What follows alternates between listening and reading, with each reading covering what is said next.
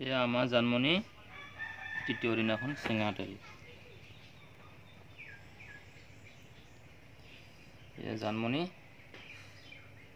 পানীলাও তলিত হাল বাবলৈ গৈ এই অৱস্থা। মজা লাগিছে।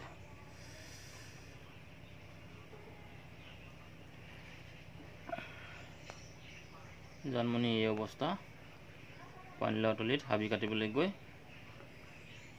এতিয়া চেঙাতেলত ব্যস্ত। মোকো দেখুৱাই দিয়া আকৌ অকণমানকৈ।